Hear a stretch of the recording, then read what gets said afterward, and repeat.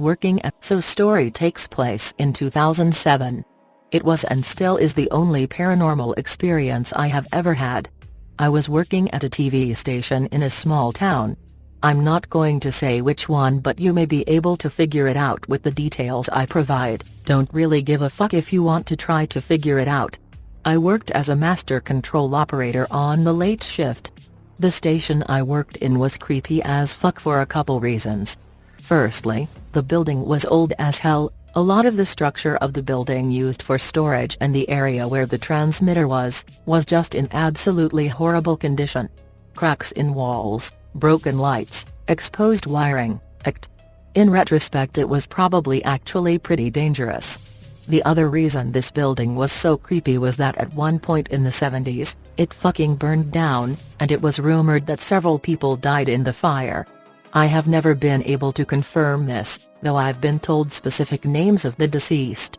Being the cheap bastards the family that owned the place were, instead of rebuild all of the building, they kept part of the fucking thing that stayed up and rebuilt a new part onto the remaining standing part. When I worked there, the original part of the building was now entirely condemned and all but falling down. There were 2 floors of the original building. A huge room that used to be a bowling alley, and an upstairs part that was used entirely for storage of old files and records. Now, I don't know exactly why there was a bowling alley as part of the old TV station, but I also know that they used to do a local wrestling show there as well. I guess TV stations just did weird shit in the 70s? Anyway, this condemned portion of the building was the creepiest part of it. The bowling alley was frozen in time. Covered in dust, everything still there. Fuck, I even found old scorecards and shoe cubbies when I went exploring in there on the nights and week. The bowling alley was completely cut off from power. It had no light except for sunlight through dusty windows and cracks in the wall. At night, a flashlight was the only light in that pitch-black ass area. It was creepy. The only noises heard in there were sounds of dripping water. It's worth mentioning that it was pretty much an unspoken rule that everyone understood that we weren't supposed to go in there. The only 2 doors to access it were behind the front desk and through a locked door in the copy room. I was like 18 at the time. I didn't give a fuck. I went back there when I was alone or when the skeleton crew was working. Sometimes me and some production and news people would go back there and explore. Like I said, this place was frozen in time. Upstairs, along with the files, we found boxes of old records. Like music records. Michael Jackson LPs and such. Stuff that might have been worth some money. There were plenty of reasons to take people splottering over there. So, that's some history, onto the experience. I was working the sign-off shift one night as usual. The usual procedure was that at midnight, everyone except Master Control fucked off. Production, the remaining engineer, the news people all left around midnight. I was generally alone in the building until 2-3 am until the station signed off. On this particular night, my buddy came up to the station to hang out with me. We'll call him Dan for convenience sake. I had people come chill up there pretty often. Friends liked checking out the station, and there wasn't shit to do but kill time. So it's about midnight and me and Dan are chilling watching whatever stupid shit was on air at the time, likely Bones or Family Feud or something gay. I start telling him about the bowling alley. I hype some shit up about how the people that died in the fire haunt that area and decide we can go ghost hunting, so I decide it's safe to let the automation just run for a while and we can leave the control room and go exploring. I take Dan or Dave or whatever the fuck his name is for a tour around the outside of the building first, showing him how fucked up it is. There were literally transmission lines going up to the tower that were held up on supports built on crumbling sheetrock. There was a sticker on a door that was bolted shut to the bowling alley that read "Watch for overhead wires, you can be killed." Goddamn, that place was jank. Anyway, I give Dan the usual tour I've given to like 5 people by now. Usually it was bitches because bitches love a brave man in a scary as fuck place. We go back there with flashlights and the walkie-talkies, and the whole time we're trying to contact spirits of the deceased with our walkie-talkies. Listening for voices, interference, etc. Didn't really get anything but some static. But it's a TV station, what did I expect? We were back there for probably all of a half an hour and we went back to the control room to resume being lazy fucks. Some time goes by and a walkie-talkie that I had left on started making some pretty fucked up noises. Definitely sounded like a really deep and status-y voice. Didn't think much of it because once again, TV station. Lots of equipment, signals.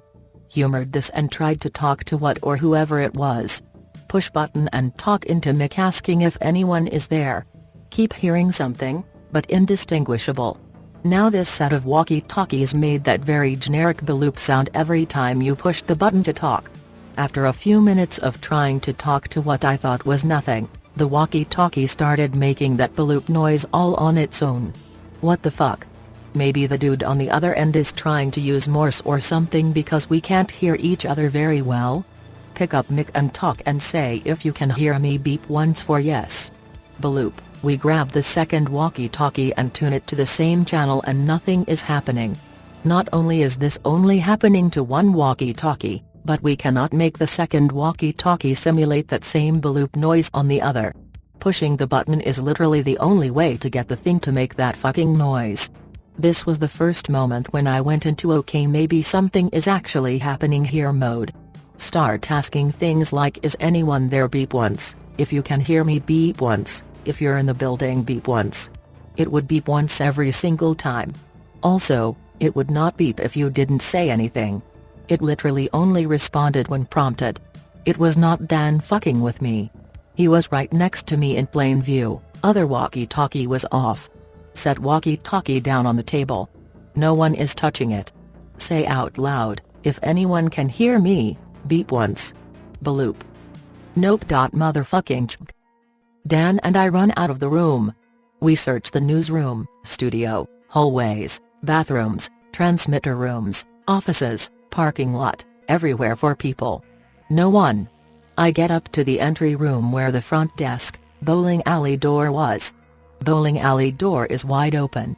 I closed and locked that fucker. I always did. Every time.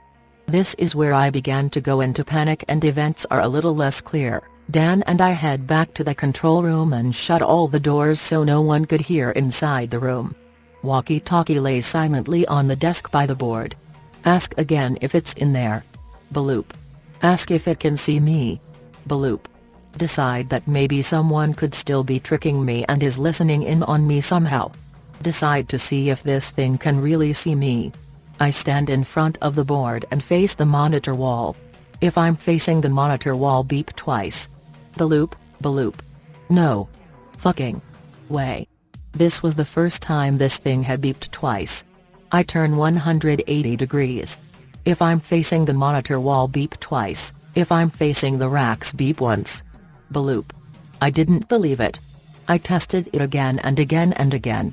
Turning to different orientations and asking for different numbers of beeps. It got it right. Every single time. I'm panicked. It's now like 2:20 a.m. and I haven't logged break times for over an hour. I can no longer do my job. I am so fucking terrified. At some point, Dan and I just accept that we are in contact with something otherworldly. I ask it if it came out of the bowling alley. It did. I ask if it died in the fire. It did not. I asked it if there was a god. It said there was.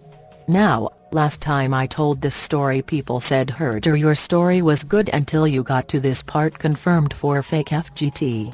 I don't really care, I'm not going to omit it cause it fucking happened. As I am shifting into this new and terrifying worldview based on the experience I'm having, I ask if there is a hell. Bloop. Are you in hell? Bloop.